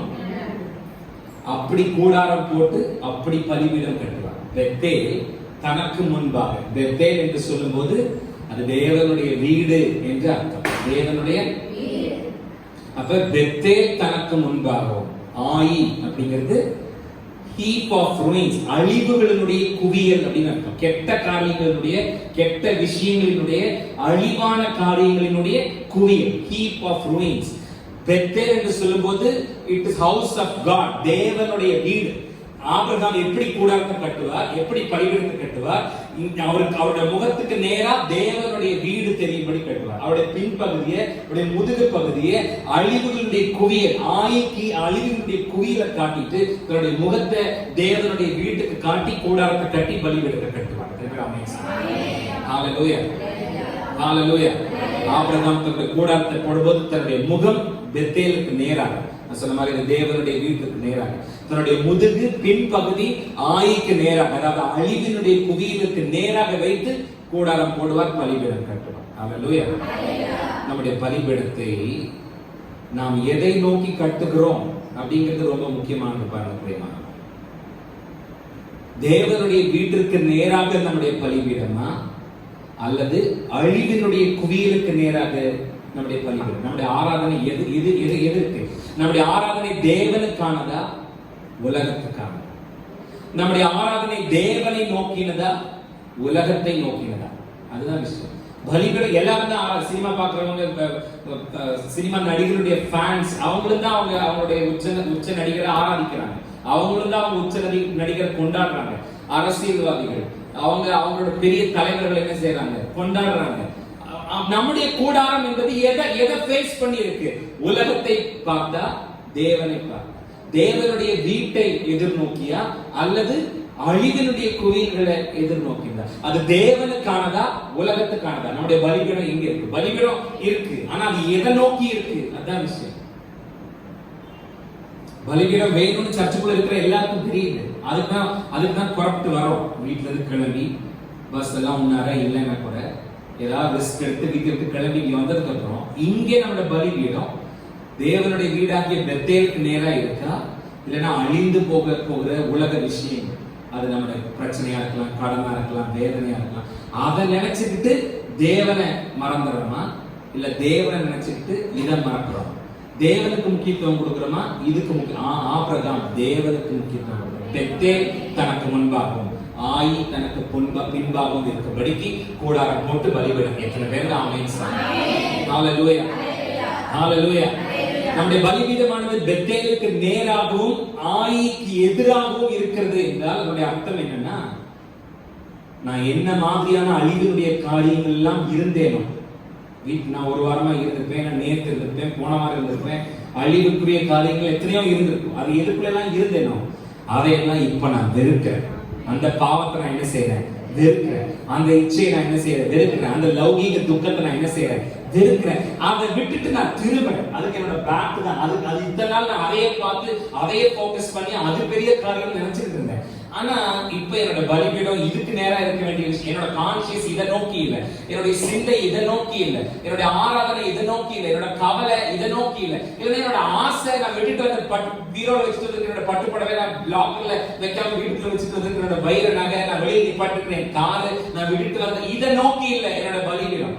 இது வேண்டாம், இதை நான் மறக்கிறேன், இதை நான் வெறுக்கிறேன். இதுக்கு என்னோட முதுகு காட்டிட்டு தேவனுடைய வீட்டுக்கு நேராக, பெத்தேலுக்கு நேராக, என்னை ஆசீர்வதிக்கிறவருக்கு நேராக என்னுடைய முகத்தை நான் திருப்புகிறேன். அதுதான் அந்த பெத்தேலுக்கு நேராகவும் ஆயிக்கு எதிராகவும் கூடாரம் போடுறதுங்கிறது.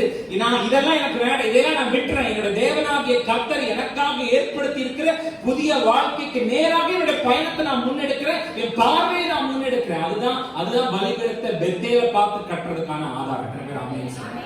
ஹல்லேலூயா. கூடாரம் தற்காலிகமான கூடாரம் என்னதுங்க? நம்பர் 7 உளியம்பாலை வாட்டர் டேங்க் தொடாமத்து ரோடுங்கிறது தற்காலிகமான. அது என்னோட ஒரு டெம்பரவரி அட்ரஸ், அவ்வளவுதான். அது என்னுடைய ஒரு முகவரி தானே ஒழிய அது என்னுடைய நிரந்தரமான வீடு அல்ல. நான் ஒரு வழிபோக்க, நான் ஒரு பிரயாணி, நான் ஒரு பரதேசி, நான் ஒரு அந்நியன். என்னுடைய கண்களினாலே நான் காண்கிறது இது என்னுடைய உலகம் அல்ல. எனக்கு வேற ஒரு உலகம் இருக்கு, எனக்கு ஒரு அதுதான் ஆபிரகாமுடைய சிந்தை. இது எனக்கு இல்ல. நான் ஒருவனா இருந்த போது என்னை அழைத்த தேவனாகிய கர்த்தர் எவ்வளவு தூரம் கொண்டு வந்திருக்கார். இப்ப இந்த பட்டணத்தை பார்த்தோம்னா டேங்கப்பான்னு இங்கேயே நான் காங்கிரீட் போட்டு பவுண்டேஷன் போட்டு காங்கிரீட் போட்டு வீட்டை கட்டி நானே என் பொண்டாட்டியமா குப்பரப்பட்டு தூங்கிய கூடாது. இது இல்ல எனக்கு. நான் இதை விட மேலான ஒன்று, இதை விட மேலான ஒரு பட்டணத்தை, இதை விட மேலான ஒரு ஸ்தானத்தை என்னுடைய தேவனாகிய கர்த்தர் எனக்காக ஏற்படுத்தி வைத்திருக்கிறார். அதை நோக்கித்தான் அவர் என்னை அழைத்தார். அதை நோக்கி என்னோட பயணம் தொடர்ந்து கொண்டே இருக்கும். கூடாரம் தற்காலிகமானது, கழட்டிக்கிட்டே இருப்பாங்க. என்னோட பலிபீடம் நிரந்தரமானது. நான் என்னுடைய என்னுடைய நகர்வு அது நிரந்தரமானது. தேவனை நோக்கி நகர்ந்து போய்கொண்டே இருப்பேன். எத்தனை பேர் ஆமென்? ஹalleluya ஹalleluya. கைகளால கட்டப்படாத ஒரு பட்டணத்தை எனக்காக கர்த்தர் கட்டி இருக்கிறார். எனக்காக அவர் ஒரு பெரிய வாக்குத்தத்தத்தை வச்சிருக்கார். அதை நோக்கி நான் பயணம் பண்ணிக்கொண்டே இருக்கேன். எத்தனை பேர் ஆமென் சொல்லுங்க? ஹalleluya. பல சமயங்கள்ல நம்மளால தேவனுடைய சமூகத்திலேயே சந்தோஷமா இருக்க முடியறதில்லைன்னா, ஏன்னா நாம் எல்லாம் தற்காலிகமான விஷயங்களுடைய கவர்களால மூடப்பட்டு வந்து சர்ச்சுக்குள்ள உட்கார்ந்தோம். இந்த கடன் நிரந்தரமானதா, இந்த வியாதி நிரந்தரமானதா, நம்ம எபினேசரி இதுவரை நடத்தினா இனிமேலும் நடத்தலாம், இது ஒரு பிரச்சனையா? இந்த பிரச்சனைங்கிற கவருக்குள்ள நாம போய் உள்ளுக்குள்ள உட்கார்ந்துட்டு சர்ச்சுக்குள்ள வந்து உட்காரோம். இந்த பிரச்சனைங்கிற கவருக்குள்ள நாம உள்ளுக்குள்ள உட்கார்ந்துட்டு தேவ சமூகத்துல உட்காரோம். இந்த பிரச்சனைங்கிற கவரால நம்ம கவர் பண்ணிக்கிட்டு நாம ஜெபத்துக்காக மண்டி போடுறோம். இல்ல இல்ல, தற்காலிகமான விஷயங்களினால் முழுவதுமாக மூடப்பட்ட நிலைமையில இருக்கிற ஒரு மனுஷனால தேவனுடைய சமூகத்துல வந்து நிரந்தரமான தேவனுடைய நீதியை குறித்தும், நித்தியத்தை குறித்தும், கிருபையை குறித்தும், சத்தியத்தை குறித்தும், ஆவியை குறித்தும், அனுகிரகத்தை குறித்தும் கொண்டாட முடியாது. தற்காலிகமான காரியத்திலிருந்து வெளியில வந்து நிரந்தரமான ஒன்றை தேடும் போதுதான் அந்த நிரந்தரமான தேவனுடைய கரத்தினாலே அவன் நடத்தப்பட முடியும். அந்த நிரந்தரமான தேவனுடைய கரத்தினாலே அவன் ஆசீர்வதிக்கப்பட முடியும். ஹalleluya. சமீபத்தில் நடந்த இந்த T20 கிரிக்கெட் மேட்ச் எல்லாம் பார்த்தா எங்க பார்த்தாலும் என்ன செய்யறாங்க, அதே இந்த கிரிக்கெட்டை பத்தினே பேச்சு, அதை சார்ந்த வாட்ஸ்அப் ஸ்டேட்டஸ், அதை சார்ந்த மீன்ஸ், சென்னை சூப்பர் கிங்ஸா, மும்பை இந்தியன்ஸா, அது இதுன்ட்டு எனக்கு ஒன்றும் அதை பத்தி பெருசா தெரியாது. ஆனா ஒரு 5 வயசு பையன் இருக்குன்னு நினைக்கிறேன், அது சென்னை சூப்பர் கிங்ஸ் தோத்துருச்சு அப்படின்னு ஏதோ அந்த பையன் ஏதோ சொல்றாங்க. அது இந்த டீம் சரியில்லை தோத்துட்டு ஏதாவது சொன்னா அது கீழே படுத்துட்டு உருண்டு கத்தி அழுன்னு அழுது. நிறைய பேர் என்ன செய்யல, வேலைக்கே போகல. நிறைய பேர் ஸ்டேட்டஸ சோகமா வச்சிருக்காங்க, we lost அப்படின்னு.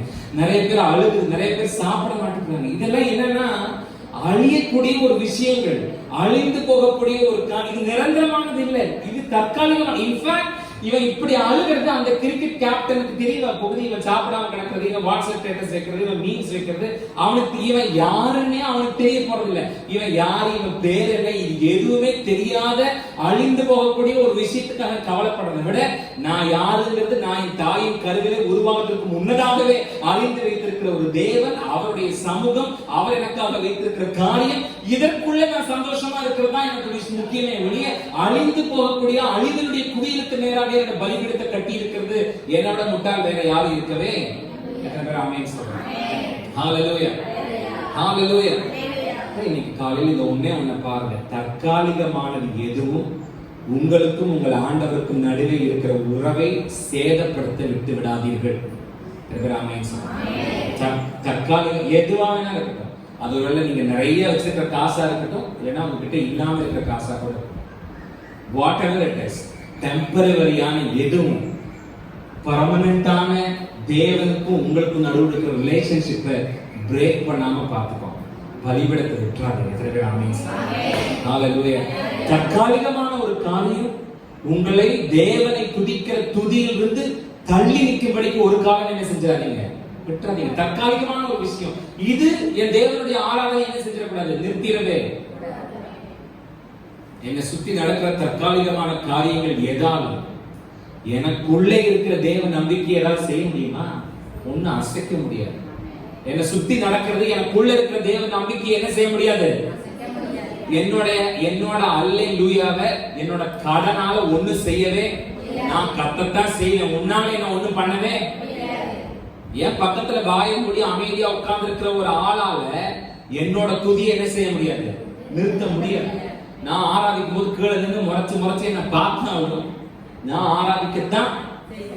ஒருவேளை எனக்கு என்னோட ஆண்டவர் செய்த மாதிரி உங்களுக்கு உங்க ஆண்டவர் செய்யலையோ என்னமோ, ஆனா எனக்கு அவர் நன்மை செய்தார் அப்படிங்கிற நினைக்கும் போது நான் என்ன மட்டும் சொல்லல, உங்களையும் சேர்க்கல. எனக்கு அவர் உனக்கு ஒருவேளை செய்யாம இருக்கலாம், எனக்கு அவர் நன்மை செய்தார் நினைக்கும் போது கண்டிப்பா நான் அமைதியா இருக்க மாட்டேன். பலிபீடத்தை கட்டத்தான் அமைதி சொல்றேன். ஹalleluya ஹalleluya. உன்னால என் தேவனுக்கு பெஸ்ட் கொடுக்க முடியலங்கிறதுனால நான் என் பெஸ்ட் கொடுக்காம இன்னைக்கு என்ன செய்ய மாட்டேங்கிறது, கண்டிப்பா போக மாட்டேன். இந்த வேலை செய்யறவங்க எல்லாம் நம்ம உள்ள போனோம்னா அவங்க பண்ற அலப்பறைகள் பார்த்தா அப்பவே எனக்கு தெரியும் சாவித்திரி தான். ஏன் இந்த சாவித்திரி இவ்வளவு அலப்பறை பண்ணுது அப்படின்னு என்ன செய்யும், அது நடிகர் திலகம் சாவித்திரி மாதிரி அப்படியே அப்படி குடிஞ்சு விழுந்து அப்படி மடமடன்னு போய் அதை பிடிச்சி இழுத்து இதை பிடிச்சி இழுத்து என்ன அது எதற்கு இருக்காங்க அதை பிடிச்சி இழுக்கிறதே தெரியாது. என்னன்னா நம்மளை பார்த்துட்டாங்களா, பெஸ்ட் என்ன செய்யறாங்க, என் முதலாளிக்கு முன்னாடி நான் தான் இங்க இருக்கிறதுலே சிறந்த ஆள் நான் தான் அப்படின்னு காட்டிக்கிறதுக்காக என்ன செய்யறது, பயங்கரமா என்ன செய்யறது, அவன் எதையும் செய்யறது. அந்த மாதிரி ஒரு சாதாரண ஒரு எஜமானுக்கு முன்னாடி அந்த மாதிரி நான் நடிகர் திலகம் வேஷம் எல்லாம் போட்டு காட்டணும்னா, என்னோட ஆண்டவர் உண்மையாவே என்னை நடத்துறவர். நீ அமைதியா உட்கார்ந்து இருக்கிறாங்கிறதுனால நான் அமைதியா இருக்க போறதே. நீ உட்கார்ந்து நான் எப்படி என்னோட ஆண்டவரை ஆராதிக்கிறேன்னு பாரு. என்ன செய், ஜீவன் உள்ள தேவனை எப்படி ஆராதிக்கணும்ன்றத உனக்கு நான் சொல்லித்தரேன். நீ உட்கார்ந்து என்ன செய்யணும் பாரு. நீ உட்கார்ந்து கேட்கறதுக்காக நான் ஆராதிக்கிறது நிறுத்த போறது. நம்முடைய தேவனாகிய கர்த்தர் நமக்கு நல்லவரா இருக்கும் போது நாம அவருக்கு முன்னாடி எப்படி இருக்கணும்ங்கிறத நான் இன்னைக்கு உனக்கு காட்டி கொடுக்குறேன். நீ பக்கத்துல உட்கார்ந்து பார்த்துக்கிட்டே நான் என் பலிபீடத்தை பெத்தேலுக்கு நேரா என்ன செய்யறேன். ஆண்டவர் நமக்காக புது வழிகளை திறந்து கொடுக்கும் போது, வேற வேலைக்கு நம்ம கட்டத்துல ஆகாரத்தை கொண்டு வந்து வைக்கும் போது, சத்துருக்களை நம்முடைய பாதப்படி எல்லாம் மாற்றும் போது, ஒருவர் பூட்டக்கூடாதபடிக்கு வாசல்ல அவர் நமக்காக திறந்து கொடுக்கும் போது, மருத்துவ சக்திக்கு அப்பாற்பட்ட சுகத்தை விடுதலை என்னுடைய சரீரத்துக்கு கத்த கொடுக்கும் போது அவரை எப்படி துதிக்கணும்ங்கிறத நான் உனக்கு காட்டுறேன். நீ உட்கார்ந்து பார்த்துட்டே நான் அவரை ஆராதிக்கிறேன். சொல்றவங்க யாராவது இருக்கீங்களா? யாராவது இருக்கீங்களா?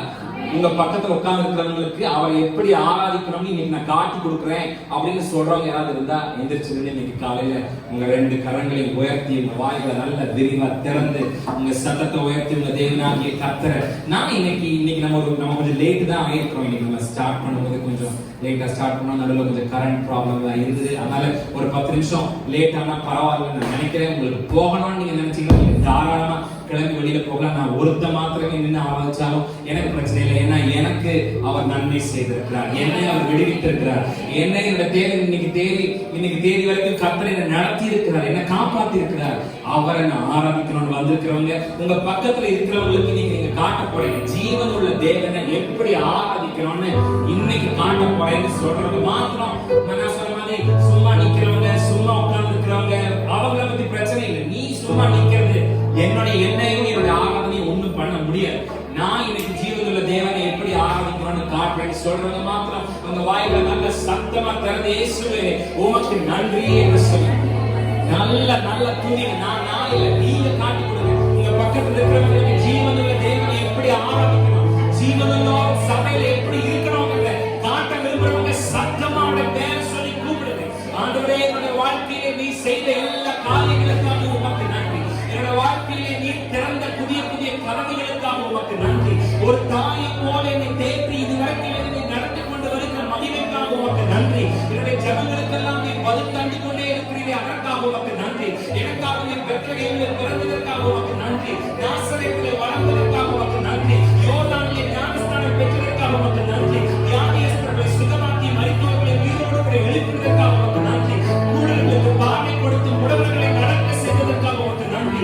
செவிடர்களை கேட்க வைத்து ஊமைகளை பேச வைத்ததற்காக உமக்கு நன்றி. 2 மீறி எடுத்து 5000 பேரை போஷித்தவருடைய கிருபைக்காக உமக்கு நன்றி. வீசின பொய்யில் வீசின காற்றில் எதிர்த்து நின்று அமைதலாய் இறையாதே என்று சொல்லி உடைய மகிமையை வெளிப்படுத்துவதற்காக உமக்கு நன்றி. இதே போல ஒரு வெள்ளிக்கிழமை எனக்காக சிலுவை மரத்திற்கு போனீர், உமக்கு நன்றி. என்னுடைய பாவங்களுக்காக நீ மறித்தீர், உமக்கு நன்றி. ஆனால் ஞாயிற்றுக்கிழமை அதிகாலையில் என்னை கல்லறையிலிருந்து புறப்பட்டு வெளியே வந்தீர். சகல விதமான அதிகாரத்தோடு கூட சகல விதமான வல்லமையோடு கூட நீ வெளியே உயிரோடு கூட எழுந்து வந்தீர், உமக்கு நன்றி. பாவத்துடைய அடிமைத்தனத்திலே சிக்கி சமாதானத்தை விட்டு எத்தனையோ மைல் அந்த பக்கத்தில் கிடந்த என்னுடைய சத்தத்தை கேட்டு ஆழத்திலிருந்து நீரை தூக்கி எடுத்தீர். அதற்காக உமக்கு நன்றி என்று சொல்றாங்க. ஓ ஹalleluya, உமக்கு நன்றி, உமக்கு நன்றி, உமக்கு நன்றி, உமக்கு நன்றி. உங்க பலிபீடத்தை பெத்தேலுக்கு நேரா, உங்க பலிபீடத்தை பெத்தேலுக்கு நேரா, உங்க பலிபீடத்தை பெத்தேலுக்கு நேரா, உங்க பலிபீடத்தை பெத்தேலுக்கு நேரா. அழிவினுடைய குவியல்களை விட்டு திரும்புங்க, அழிந்து போகக்கூடிய கவலைகளை விட்டு திரும்புங்க, அந்த வேதனைகளை விட்டு திரும்பி பெத்தேலுக்கு நேரா உங்க பலிபீடத்தை கட்டி சர்வவல்லமையுள்ள தேவனே நம்மை நோக்கி கூப்பிடுங்க. உம்மை நம்பி உங்க வார்த்தையை நம்பி என்னுடைய குடும்பத்தை விட்டு என்னுடைய சமூகத்தை விட்டு என்னுடைய பல காரியங்களை விட்டு என்னுடைய சரகாச்சாரத்தை விட்டு என்னுடைய பாரம்பரியத்தை விட்டு உம்மை நம்பி உங்களுடைய வார்த்தையை நம்பி இறங்கினேன். இன்றைக்கு இறங்கினது குறித்திருக்க எந்த கவலையும் இல்லை. நீருக்கு தேவனாய் இருக்கிறேன், நீரை நடத்துகிறதா இருக்கிறேன். எனக்கு ஒருவேளை நினைச்ச மாதிரிலாம் நடக்காம இருந்தாலும் என்னை குறித்து உடைய நினைவுகள் மேன்மையானதாக இருக்குது, மேலானதாக. எந்த பூமியில இந்த பூமியில எந்த கண்ணு காணாத, எந்த காதோடு கேட்காத, எந்த இடத்தில் தோன்றாத மகத்துவமான மேன்மைகளை எனக்காக வைத்திருக்கிறேன். அதை கண்டிப்பாக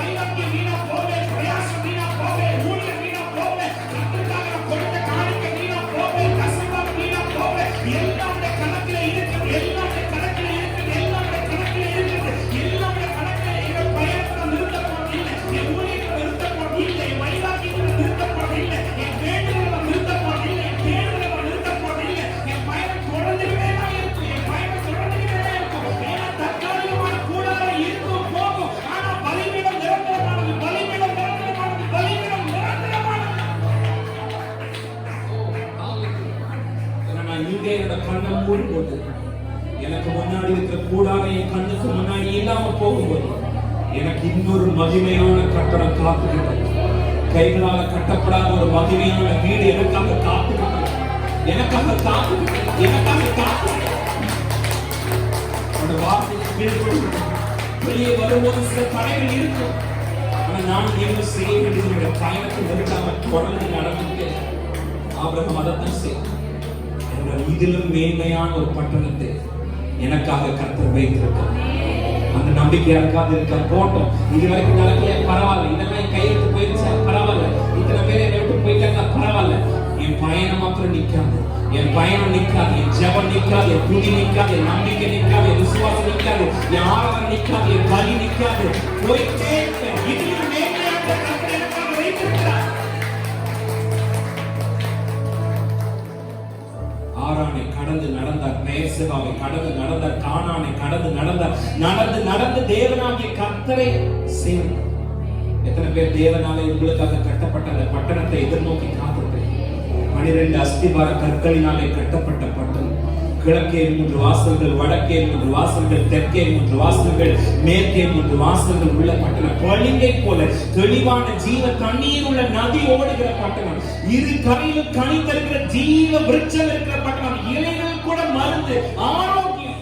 அங்கே தேவனாகிய கர்த்தர் உங்கள் ராஜா வீற்றிருப்பார். உங்களுடைய கண்ணீர் யாவையும் தேவன் துடைப்பார். இனி மரணம் இல்லை, துக்கம் இல்லை, அறல் இல்லை, வருத்தம் இல்லை. முந்தினங்கள் எல்லாம் ஒழிந்து போய் எல்லாம் புதிதாய் மாறும். அதை நோக்கித்தான் என் பயணம். கூடாரம் தற்காலிகமான பலிபீடம் நிரந்தரமான சமர்ப்பிக்கிறேன்.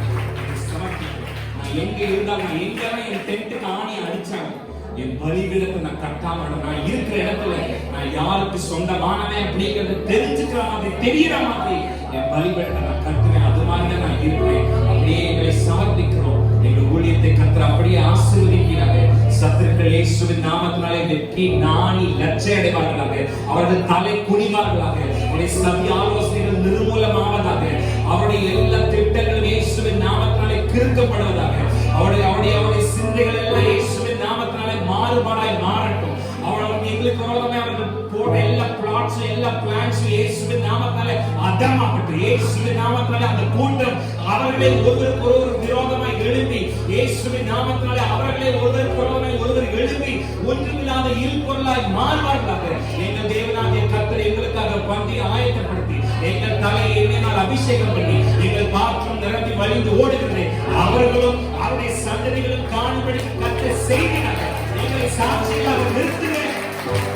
தேவனோடு நம்பி இருந்தா, தேவனோடு இருக்கவா பிடிச்சி இருந்தா, அவன் என்ன மாதிரி வாழ்வாங்களுக்கு சாட்சியா எங்கள் தேவ பிள்ளையோட தொட நினைச்சா, தேவ சபையோட தொட நினைச்சா, அவன் எப்படி அழிஞ்சு போவாங்க அடையாளமான எதிரி கர்த்தருடைய நாட்களை எடுத்து நிறுத்துகிறார்கள். இயேசுவின் நாமத்தினாலே ஜெபித்து எங்களை தாழ்த்தி சமர்ப்பிக்கிறோம். இயேசுவின் நல்ல நாமத்தில் பிதாவே, ஆமென். சத்தமா என் ஆத்துமாவே என் முழு உள்ளமே உடைய பரிசுத்த நாமத்தை என் ஆத்துமாவே கர்த்தரை ஸ்தோத்திரி, அவர் செய்த சகல உபகாரங்களையும் மறவாதே. ஆமென். ஹalleluya. God bless you.